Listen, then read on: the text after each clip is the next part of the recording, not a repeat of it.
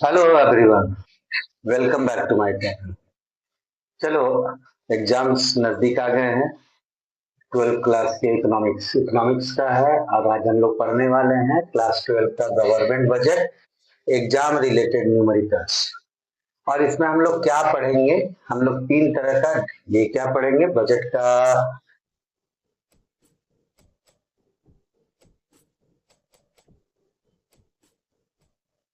मतलब हम लोग पढ़ेंगे types of budget deficit. Deficit क्या है? लॉस। मतलब बजट में क्या लॉस है, ये आगे जाने के पहले तो पहले हम लोग को जानना पड़ेगा गवर्नमेंट बजट क्या। और जो भी हम लोग यहाँ गवर्नमेंट बजट पढ़ेंगे तो वो यूनियन गवर्नमेंट का है, मतलब हमारी सेंट्रल गवर्नमेंट का बजट है। किसी भी स्टेट गवर्नमेंट का नहीं है, किसी भी लोकल गवर्नमेंट का बजट नहीं। और ये बजट है क्या? हम लोग घर में भी बजट बनाते हैं। इस महीने कितनी आमदनी होगी, इस महीने कितने खर्च होंगे, यही तो है बजट। और से ये सिंस गवर्नमेंट का तो हर वर्ष गवर्नमेंट क्या करती है, हम इसका डेफिनेशन अभी लिखते हैं। हर वर्ष क्या करती है गवर्नमेंट? एक स्टेटमेंट बनाती है। और वो कब से कब तक का बनाती है? 1 अप्रैल ऑफ प्रेजेंट ईयर। जैसे इस साल का गवर्नमेंट बजट है और ये अगले साल के 31 मार्च तक चलता है। पहले पार्ट बाय पार्ट समझिए। और क्या बनाती है? एक एस्टिमेट करती है गवर्नमेंट। और एस्टिमेट करती है और उसको प्रेजेंट करना, पेश करना किसका काम होता है? हमारे फाइनेंस मिनिस्टर का काम होता है। और फाइनेंस मिनिस्टर एक अनुमान लगाते हैं कि हमारा क्या एस्टिमेटेड एस्टिमेटेड हमारा क्या रिसीट, क्या हम लोग आमदनी कमाएंगे कितना, और एस्टिमेटेड हमारा एक्सपेंडिचर कितना होगा। यही तो है गवर्नमेंट का। या तो किसी रजिस्टर में लिख लिए या तो लैपटॉप में लिखा हुआ रहता है। और ये नहीं है कि फाइनेंस मिनिस्टर अगर इसको प्रेजेंट कर रहे हैं तो फाइनेंस मिनिस्टर ने नहीं बनाया है। इनके साथ बहुत सारे इकोनॉमिस्ट होते हैं जो लोग मिल करके पूरे देश का अनुमान लगाते हैं कि आने वाले वर्ष में फरवरी में इसको प्रेजेंट किया जाता है। तो ये लोग एक वर्ष का एक एस्टिमेट अनुमान लगा देते हैं। और वही फिस्कल से इसको कैसे डेफिनेशन करेंगे? Government budget is a financial statement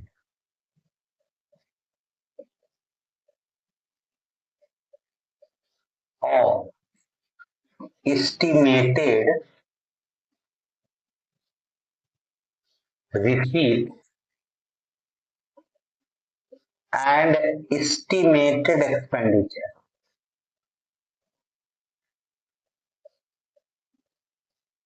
expenditure of the government। GOVT हम लिख दिए हैं, पूरा का पूरा नहीं लिखे हैं गवर्नमेंट। और कब का? तो ये तो लिखे हम एक वर्ष का। ड्यूरिंग एसी को बोलते हैं हम लोग financial year. During a financial year which starts from 1 April ends on 31 मार्च। और भी बताते हैं ड्यूरिंग अ फाइनेंशियल ईयर। ध्यान देना, 1 अप्रैल से 31 मार्च के दिन देखोगे मैक्सिमम बैंक में और कहीं पे भी किसी भी ऑफिस में ऑडिट होता है। मतलब ये लास्ट आज हमारा हिसाब कंप्लीट कर देना है। और ये पूरा का पूरा हिसाब लगाते हैं कि एक साल में हमारा जो खर्च का अनुमान लगाते हैं, इसी का होता है। और ये पूरे पूरे सेंट्रल गवर्नमेंट का है कि हमने क्या एस्टिमेटेड खर्च किया और क्या। अब इसमें सरकार को डेफिसिट होता है, और वही डेफिसिट तो टाइप्स ऑफ बजट डेफिसिट है। पहले इसका स्क्रीनशॉट लेते जाना तुम लोग। अब इसको जानने के पहले कि डेफिसिट कैसे होता है, पहले जान लो कि हमारा क्या एस्टिमेटेड कैसे होगा। एक साइड में अगर हमारा एक्सपेंडिचर है, एक साइड में हमारा रिसीट होगा। जैसा कि तुम लोग पढ़ ही चुके हो पूरे के पूरे बजट में कि क्या एस्टिमेटेड होती है, क्या एक्सपेंडिचर है, और एक्सपेंडिचर का क्या अमाउंट, एक अमाउंट आ जाएगा। एएमटी हम लिख दिए है। रिसीट का क्या अमाउंट आ जाएगा। और बड़े हुए एक्सपेंडिचर में दो तरह के एक्सपेंडिचर होते हैं। एक होता है रिवेन्यू एक्सपेंडिचर, ये एक्सटीएम कर दिए हैं। और एक होता है कैपिटल एक्सपेंडिचर। जिसके बारे में तुम लोग पूरा पढ़ चुके हो। ऐसा कुछ भी अमाउंट हो, ऐसा कुछ भी अमाउंट हो गया और दोनों को मिला के टोटल एक्सपेंडिचर हो जाता है। चलो ये दोनों को मिला के कुछ भी अमाउंट, और अगर यहाँ रिसीट आ जाता है तुम्हारा, इसमें भी ये जरूरी नहीं है कि रेवेन्यू और कैपिटल ऐसे ऑर्डर में हो, कोई जरूरी नहीं, पहले इसको लिख सकते हैं, इसको बाद में लिख सकते हैं। अब यहाँ पे रेवेन्यू रिसीट कर देते हैं, फिर कैपिटल रिसीट कर देते हैं, इसका भी अमाउंट कुछ है, इसका भी कुछ अमाउंट है। अब टोटल रिसीट कर देते हैं, टोटल लिख के आरईसी हम कर दे रहे हैं, दोनों को मिला के आया। अब मान लो कि टोटल एक्सपेंडिचर और टोटल रिसीट की, अगर एक्सपेंडिचर मोर देन, मतलब खर्चे हमारे ज्यादा हो जाएंगे जितना हम रिसीव कर रहे हैं, तब क्या हो जाएगा, लॉस हो जाएगा, और लॉस को ही तो बोलते हैं डेफिसिट।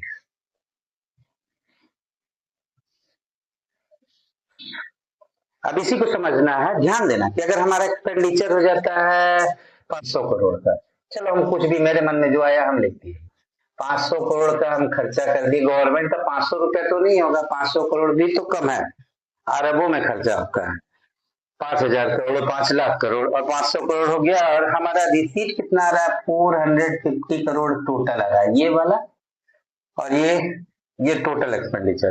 देखो 750 करोड़ का घाटा, 50 करोड़ का डेफिसिट हो रहा है, और इसी में हम लोग पहला पढ़ेंगे। और ध्यान रखना कि इस लेसन से मैक्सिमम प्रोबेबिलिटी है 99.999% कि 3 से 4 मार्क्स का न्यूमेरिकल आना ही आना, इसलिए ध्यान देना, इस लेसन को एकदम एकदम मन लगा के देखना है कि इसमें जितने भी न्यूमेरिकल आएंगे एक लो लेवल से हाई लेवल तक का आएगा, तो इसमें कैसे कैसे आ रहा है। अब इसको ये स्क्रीनशॉट लेना, तब आगे हम इसका 3 टाइप्स ऑफ डेफिसिट लिख देते हैं। अब देखो यही है टाइप्स ऑफ बजट डेफिसिट में, पहला आ जाता है तुम्हारा रेवेन्यू डेफिसिट, और रेवेन्यू डेफिसिट निकालना तो बड़ा सिंपल सा फॉर्मूला है, तुम्हारे क्वेश्चन में दिया रहेगा रेवेन्यू एक्सपेंडिचर कितना है, तो revenue expenditure minus revenue receive. अभी कुछ क्वेश्चन में हम देंगे, क्वेश्चन के बेसिस पे समझ में आएगा। सेकेंड हो जाता है फिस्कल डेफिसिट। ध्यान देना, हमारा टोटल एक्सपेंडिचर अभी दिखाए थे 500 करोड़ और 450 करोड़ का एक अज्यूम किए थे हम, 450 करोड़ का था, ये क्या बोलते हैं ये था ना 50 ये रिसीट था, तो ये रिसीट, ये एक्सपेंडिचर दिखा दिया, ये रिसीट दिखा दिया। अब इसी कमी को 50 करोड़ को पूरा करने के लिए जो घाटा होता है, इसी को 50 करोड़ हम बोरोविंग करते हैं। अगर क्वेश्चन में तुम्हारा लिखा हुआ है कि बोरोविंग कितना है, कहीं पे भी नहीं दिया हुआ कि रेवेन्यू डेफिसिट है तुम्हारा, फिस्कल डेफिसिट कितना, और कहीं पे लिखा हुआ है बोरोविंग, बोरोविंग देख लो, जितना लिखा हुआ वही हो जाता है फिस्कल डेफिसिट। तो फिस्कल डेफिसिट ऐसे जनरल फॉर्मूला क्या है, total expenditure minus total receipt. ध्यान देना, यहाँ पे total expenditure minus total receipt दिया हुआ है, लेकिन उसके साथ एक बात और है, एक्सक्लूडिंग। क्या एक्सक्लूडिंग, यही एक्सक्लूडिंग 50 करोड़, एक्सक्लूडिंग को नेट भी बोलते हैं, नेट ऑफ बोरो, मतलब उस घाटे को पूरा करने के लिए सरकार ने जो कर्ज लिया, इसी कर्ज को तो हम बोलते हैं फिस्कल डेफिसिट। अगर सिर्फ यही दिया रहे तो इससे, अगर दोनों दे दिया हो तो कोई बात नहीं है, ऐसे तुमको चिंता करने का जरूरत नहीं है, बुक में सारे चीजें दी हुई रहेंगी, तुमको ये दिखाना नहीं।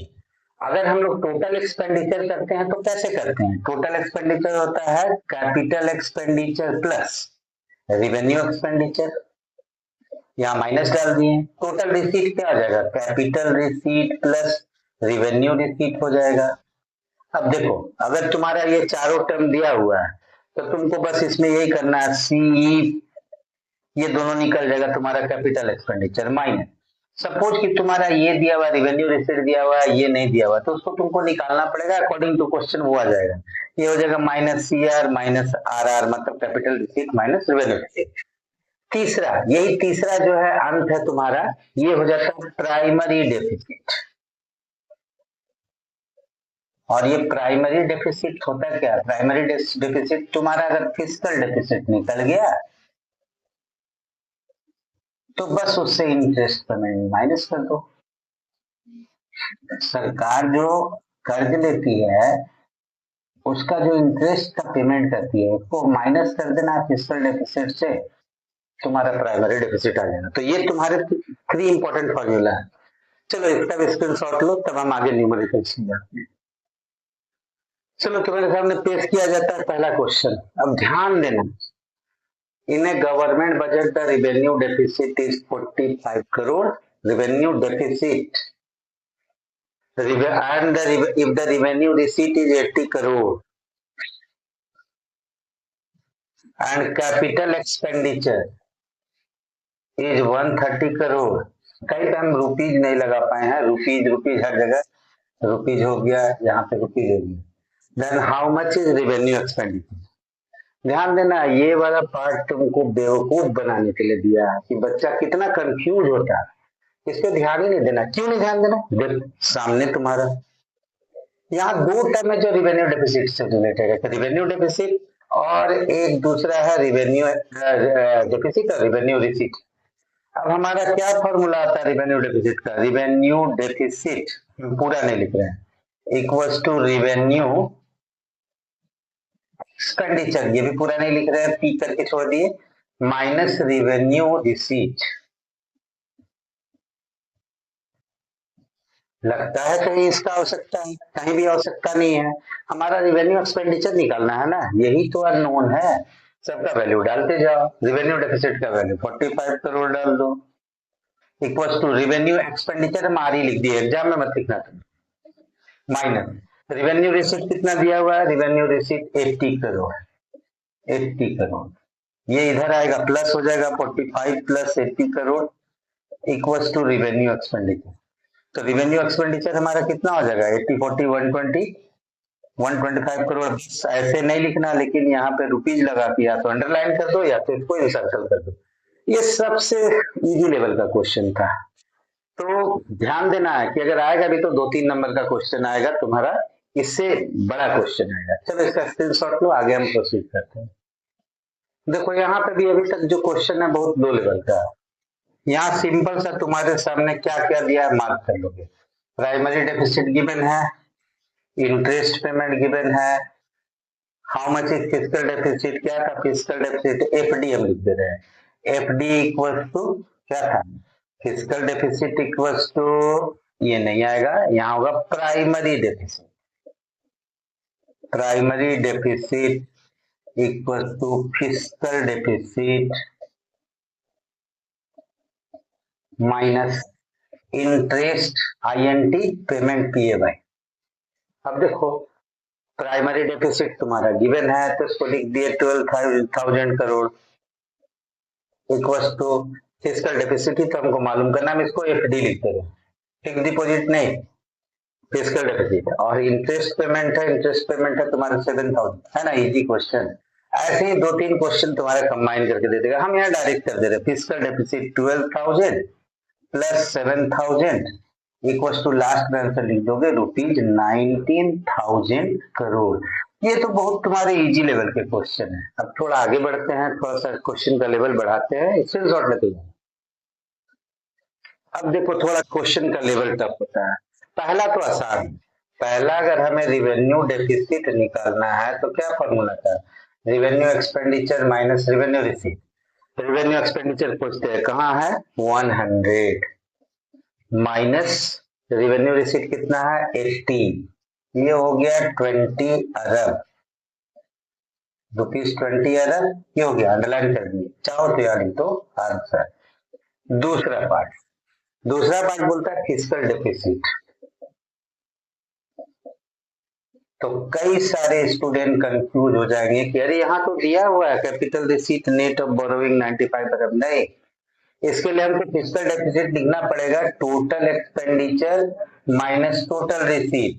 टोटल एक्सपेंडिचर को लिखेंगे capital expenditure plus revenue expenditure minus total receipt में capital receipt plus revenue receipt, सबका वैल्यू लिखते जाओ। अब देखो तो फिस्कल डेफिसिट में total expenditure minus total receipt, total expenditure capital expenditure plus revenue expenditure minus capital receipt plus revenue receipt, capital expenditure का value 110, revenue expenditure कहाँ, यहाँ देखते हैं, तो ये हो गया 100, ये हो गया माइनस।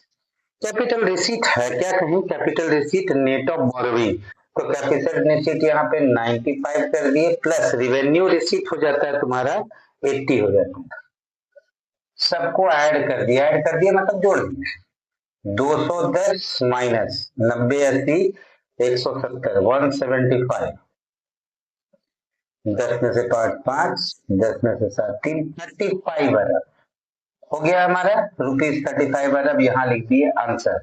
थर्ड नंबर है तुम्हारा प्राइमरी डेफिसिट, तो प्राइमरी डेफिसिट क्या हो जाएगा तुम्हारा, fiscal deficit minus interest payment, हम शॉर्ट फॉर्म में लिखते हैं।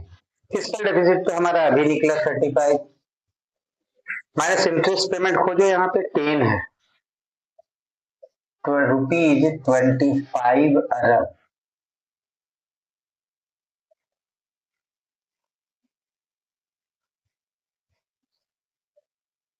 तो ये हमारा जो है, अब हम यहाँ से सामने से हट जा रहे हैं, जिससे तुम लोगों को इसका स्क्रीनशॉट लेने में दिक्कत ना हो।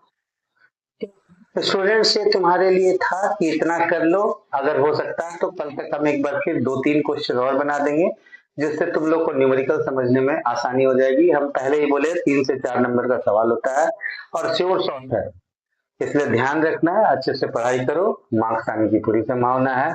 और उसके बाद कुछ टॉपिक्स भी हैं जिन पे तुम्हें ध्यान देना है, जैसे मनी एंड बैंकिंग में मनी का क्या फंक्शन है, बैंकिंग में एक्सेस डिमांड, डेफिसिट डिमांड, ये सब पे देखना है। फिर और भी एक इम्पोर्टेंट टॉपिक आ जाता है तुम्हारा, आई थिंक कि तुम लोगों का ये हो चुका होगा, तो हम यहाँ फोकस करना है फंक्शंस ऑफ मनी, फंक्शंस, हम यहाँ फंक्शंस लिख दे रहे हैं FUNCT, फंक्शंस ऑफ मनी हो जाता है, फंक्शंस ऑफ सेंट्रल बैंक हो जाता है, फिर कॉमर्शियल बैंक का फंक्शन हो जाता है। एक मिनट, थोड़ा आवाज हो रहा है। मल्टीप्लायर बहुत इंपॉर्टेंट क्वेश्चन है, मे बी 6 मार्क्स का क्वेश्चन आ जाए। इन्वेस्टमेंट मल्टीप्लायर को खास करके देख लेना है, उसका थ्योरी भी देख लेना है। 1 person expenditure is another person income, पूरा का पूरा थ्योरी उसका पढ़ लेना है। तो ये स्टूडेंट तुम्हारे लिए एक काम करेगा कि तुम्हारा 3 से 4 नंबर, और ये सब टॉपिक को पढ़ोगे तो बहुत सारा पार्ट कवर हो जाएगा। इतना बोलते हुए अगर पसंद आता है तो लाइक सब्सक्राइब जरूर कर देना, और इसको अच्छे से देखो तो तुम्हारे लिए बहुत काम का चीज है। Okay, thank you for watching.